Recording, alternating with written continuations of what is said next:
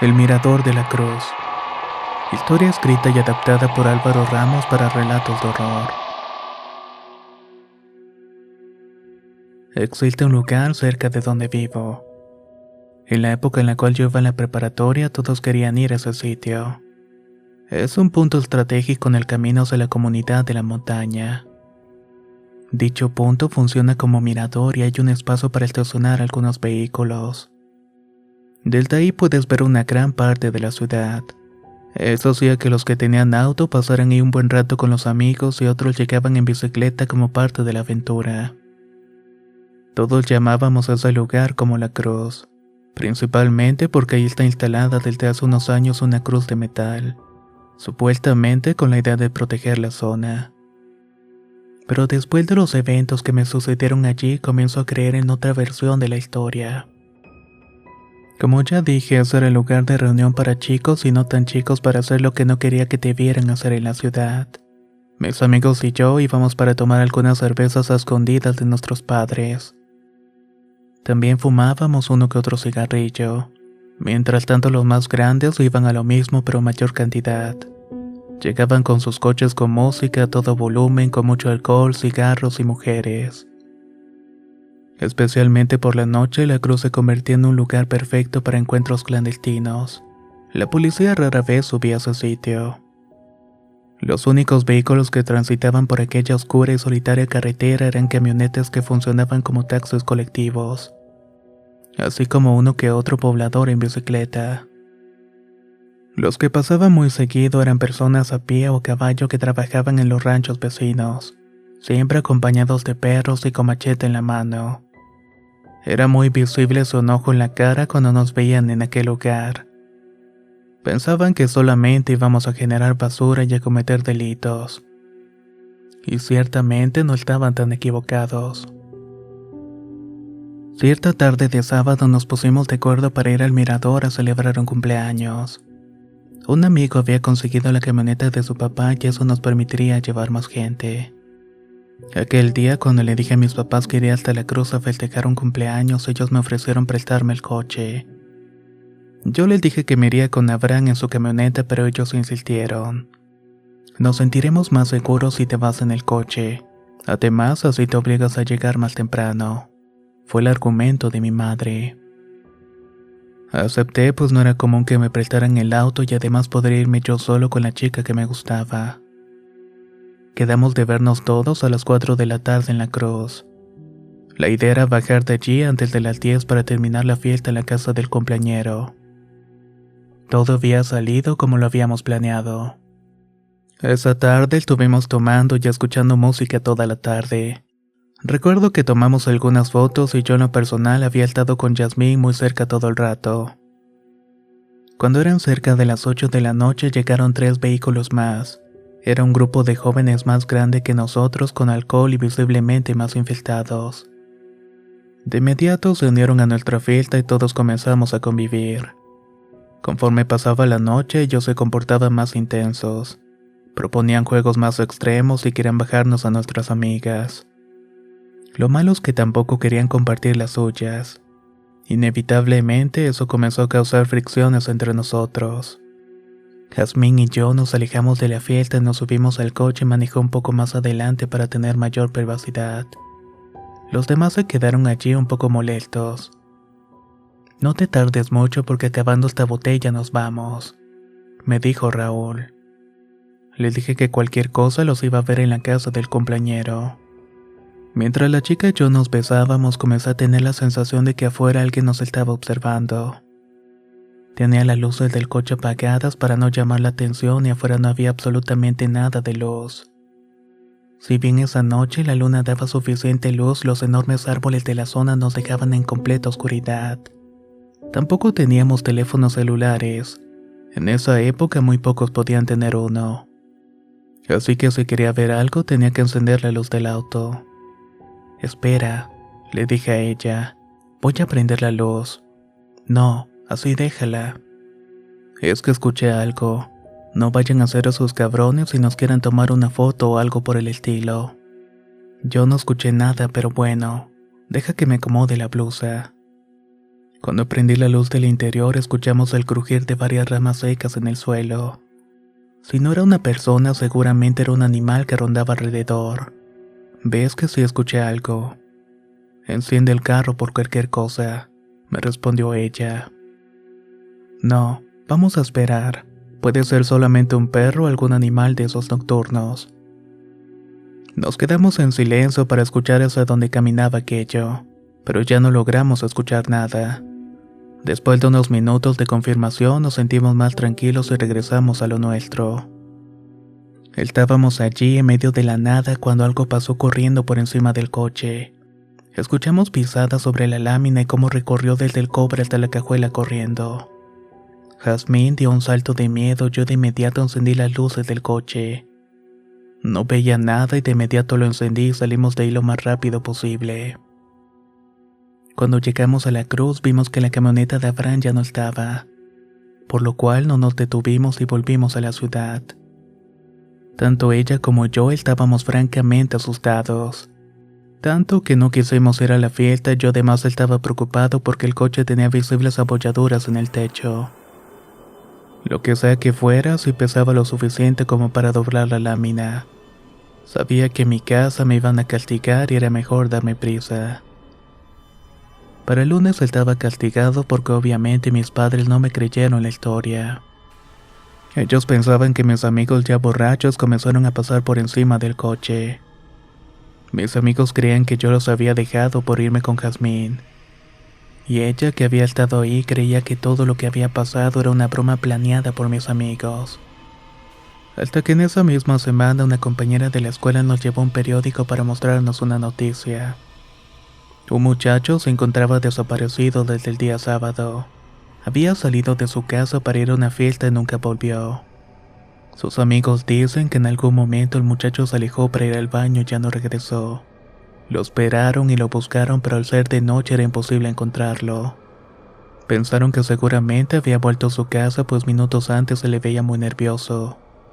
Si se preguntan cuál es el lugar de la desaparición, pues les voy a decir. Era el mirador de la cruz. Todos los que estuvimos allí sabíamos que era uno de los que habían llegado a la noche al lugar. Venían visiblemente tomados algunos de ellos, por lo que nos pareció lógico que tal vez se cayera por alguno de los riscos de la montaña. Quizás estuviera lastimado, pero nadie quiso decir nada. Temíamos que algo malo le hubiera pasado, pero también teníamos miedo que nos inculparan. Recuerdo bien haber escuchado búsquedas en la zona de la montaña. De hecho, la entrada al mirador estaba clausurada y había policías cuidando la zona. La familia estaba segura de que algo le había pasado y lo podían encontrar lastimado cerca del lugar, pero no fue así. Pasaron casi 2 meses y el cuerpo no aparecía. A sus compañeros los interrogaron y todos coincidían en lo mismo. Él se había separado de todos para ir al baño y nunca regresó. Nadie escuchó gritos o algo que indicara que estaba en problemas. Por eso mismo nadie se había alarmado. Mientras tanto, todos dejamos de ir al mirador y yo principalmente porque estaba castigado. Pero los demás lo hacían por miedo de que algún asesino o secuestrador estuviera actuando por aquella zona. Cabe mencionar que en aquel tiempo por su lejanía era común escuchar delitos en la carretera. Pero esto siempre pasaba varios kilómetros más adelante donde ya no había gente. Un tiempo después encontraron restos de una persona muy cerca de la zona donde yo me había estacionado.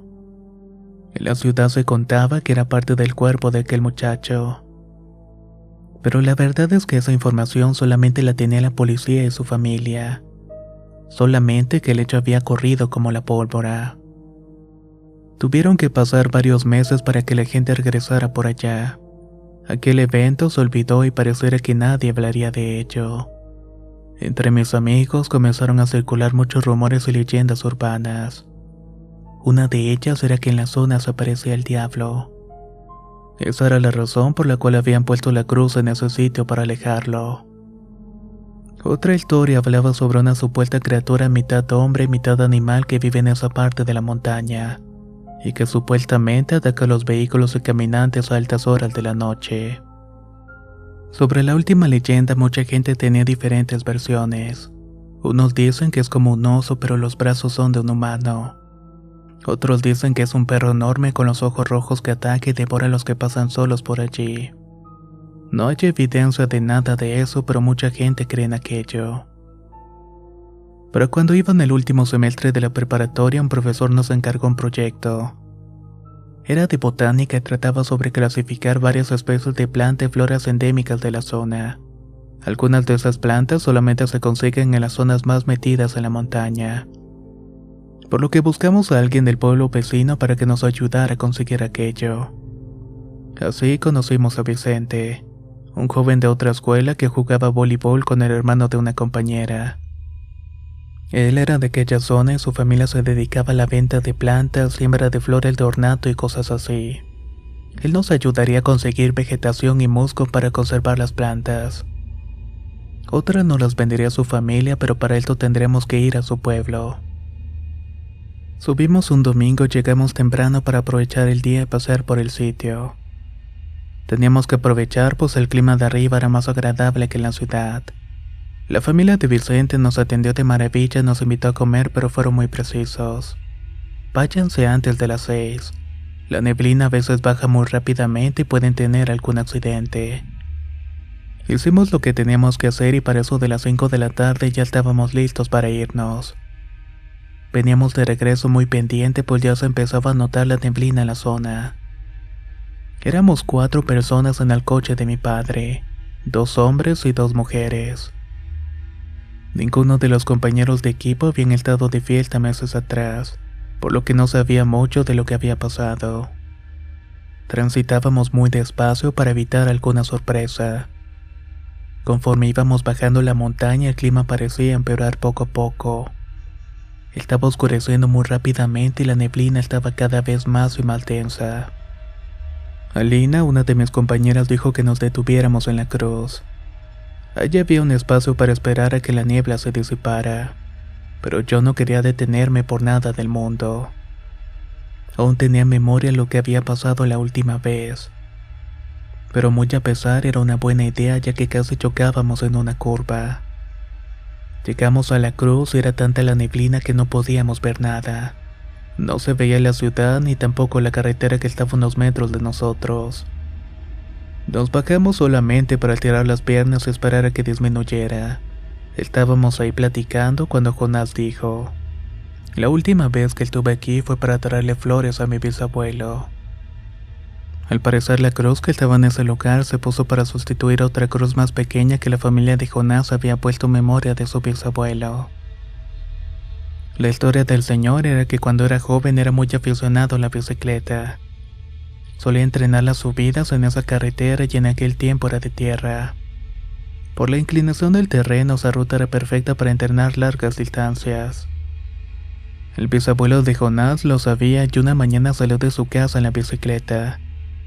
Pero lo extraño de esto es que nunca volvió. La última vez que lo vieron había sido en el mirador. Estaba parado junto a su bicicleta viéndose la ciudad. Y la última persona que lo había visto era un hombre que bajaba del pueblo más cercano.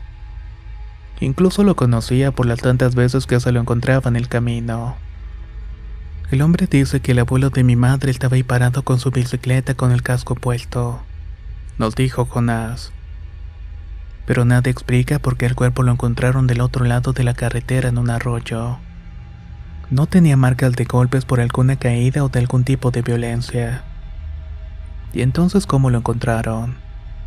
Él estaba como escondido en una piedra junto al arroyo que pasa por allá abajo, nos dijo señalando el lugar. La bicicleta estaba a varios kilómetros más alejada. ¿Y entonces por qué le ponen flores aquí? Porque mi abuela dice que su papá se le apareció y en una de esas le dijo que pusieran una cruz en el mirador, que porque en ese lugar era donde realmente había muerto. Ni bien terminaba de contar esa historia Jonás cuando escuchamos el motor de un camión grande. Eso nos sacó de concentración y vimos que la neblina ya estaba cediendo. Regresamos al carro y comenzamos a avanzar por la carretera y nuevamente a baja velocidad. Unos kilómetros más adelante vimos la figura de un hombre parado a mitad de la carretera. Me detuve e hice sonar la bocina del carro para que se moviera y no lo veíamos muy bien por la neblina. Digamos que solamente se podía ver la silueta. Yo lo recuerdo muy bien. Un pantalón y una gabardina oscura con el cuello alto que le cubría la cara. Estaba avanzando despacio y pasamos a su lado y tal vez estaba borracho, me dijo Jonás. Comencé a acercarme un poco y conforme nos acercábamos el hombre no parecía vernos. Seguía parado en la misma posición con las manos en las bolsas de su abrigo. Cuando estuvimos lo suficientemente cerca, una especie de ráfaga de viento removió la niebla y el hombre desapareció. Yo volteé para ver a mis compañeras por el retrovisor para ver si estaban bien y las vi dormidas. O más bien estaban desmayadas. En medio de ellas estaba el hombre de la carretera sonriendo de manera muy perturbadora. Frené de golpe, mis amigas despertaron y Jonás también me sorprendió. Pero cuando volví a ver el asiento trasero ya no había nadie. No quise decirle a ellos porque los vi bastante preocupados. Solamente les dije que había visto pasar un perro. Al bajar más, la neblina se disipó por completo y así pudimos acelerar para llegar a la ciudad. Estaba visiblemente nervioso. Después de llevar a mis compañeras a casa, Jonás me pidió que lo acompañara a la suya. Una vez que entramos me dijo: sé lo que viste porque yo también lo vi. Eso me hizo sentir más tranquilo pues no estaba loco. Aunque al mismo tiempo me daba más miedo de saber que todo había sido cierto. Espera aquí, tengo algo que mostrarte, me dijo mientras subía a la segunda planta. Este de aquí es mi bisabuelo, me dijo Jonás mientras me entregaba una fotografía en blanco y negro. La otra persona es un amigo suyo con el que supuestamente subía a pedalear a la montaña. La foto no está dañada, de hecho así se reveló. Pero tiene como si le hubieran echado algo en la cara de su amigo, le dije. Eso parece, pero no. Ahora esto es un retrato que dibujó mi bisabuela de su amigo. Cuando vi el retrato, la cara era la misma que había visto en mi auto minutos atrás. Era el mismo tipo con la misma sonrisa. Decía mi abuela que su padre estaba muy obsesionado con la bicicleta y con la amistad que tenía con ese hombre. Cada fin de semana subían a la montaña para entrenar, pero el hombre nunca se dejaba ver por nadie más. Las veces que mi bisabuelo fue con otros amigos a andar en bicicleta, este hombre nunca aparecía. ¿Pero vivía por allí acaso?, pregunté. No lo sabemos, solamente sabemos que el punto de reunión era el mirador. La familia de Jonás tenía recortes de periódicos y de impresiones sobre eventos extraños ocurridos en la zona del mirador. Casi todos coincidían con lo mismo. Incluso en un viejo libro de leyendas de la ciudad se habla sobre un supuesto hombre que se apareció en el mirador para robar tu alma. Al parecer ellos investigaron un buen rato, pero nunca encontraron muchas respuestas. Hasta que me dijo algo que me dejó atónito. Una noche mi bisabuela desapareció de la casa y la encontraron al día siguiente en el mirador. Según la historia, la abuela de Jonás tenía sueños recurrentes con su padre. Siempre le decía cosas en clave, pero todas parecían decirle acerca de la cruz. Esa noche la abuela estaba teniendo un sueño cuando alguien la despertó tomándola del brazo. Ella exaltada quiso prender la luz pero no pudo. La otra persona le tomó ambos brazos y le dijo: si quieres que tu papá descanse, tienes que ayudarlo a terminar su labor. Lo último que recuerda la señora es haber despertado en el mirador con un papel en la mano. Fue ahí cuando dos rancheros que pasaban por allí la encontraron y la ayudaron a volver a la ciudad. Según me cuenta Jonás, el papel era un contrato que su bisabuelo había hecho con el diablo. El bisabuelo pedía fuerzas para nunca dejar de pedalear, pues su bicicleta era su pasión. Y a cambio él se ofrecía llevar a más gente a pedalear a la montaña. Dos compañeros de entrenamiento sufrieron accidentes mortales en la ruta, y siempre ocurrían cuando pasaban cerca del mirador. El bisabuelo de Jonás, arrepentido, intentó cancelar el acuerdo, pero no se podía. Había sido sellado con sangre y varias veces intentó matarse aventándose por un risco. Pero no se rompía ni un solo hueso y de arañones y moretones no pasaba. Incluso una noche la esposa lo encontró colgado en el baño luchando por dejar de respirar. Pero literalmente el hombre no podía morir hasta completar con su labor. Sus hijos creen que el señor encontró la forma de engañar al diablo y morir, pero el acuerdo seguía vigente, por lo que sus hijos tendrían que seguir la labor. En un principio nadie creía en todo aquello, pero poco a poco las apariciones del hombre fueron con toda la familia, y no solamente con la abuela de Jonás. A cada uno les pedía cosas diferentes y les mostraba imágenes de su padre sufriendo en alguna especie de sueño interminable, por lo cual la familia buscó ayuda de manera inmediata con un párroco de la catedral. El cura les dijo que tenían que encontrar el punto en donde se originaba su maldad. Todos concluyeron que esa parte era el mirador, pues en los sueños con su padre les decía que ella había muerto por primera vez. Al poco tiempo murió la bisabuela y antes de irse le dijo a sus hijos que para deshacer el contrato, tenían que devolverle al diablo lo que le había dado a su padre. De hecho, anteriormente habían colocado la primera cruz en el lugar y asistían cada semana para hacer oraciones. Pero con respecto a lo que había pedido, ellos simplemente no tenían idea. El señor supuestamente había pedido vitalidad y fuerza para seguir haciendo su deporte favorito. Pero la señora les dijo otra cosa. La fuerza y la vida la sacan de aquí, entregándoles un libro pequeño escrito en un idioma extraño. Cuando el cura analizó el libro, concluyó que era parte de una colección de libros que fueron escritos por cultos satánicos en el siglo XVII, y los cuales se habían esparcido por el mundo con el fin de propagar ese culto. No era el primer caso que veía de gente que hacía pactos y tenía todo puesto en un libro parecido, pero sí era la primera vez que lo veía en México. Los párrocos le dijeron que el libro tenía que volver a su dueño, pero que deberían hacerlo de manera cautelosa, por lo que le recomendó enterrarlo en el lugar donde fue entregado al bisabuelo. También debía marcar el lugar para que la gente sepa del peligro que corren. La familia decidió con ayuda de la iglesia poner una cruz más grande en el mirador donde el bisabuelo de Jonás había conocido al misterioso hombre. Debajo de ella iban a enterrar el libro no sin antes bendecirlo y quemar una de sus páginas. La página donde venía a diario la oración que el Señor leía antes de dormir.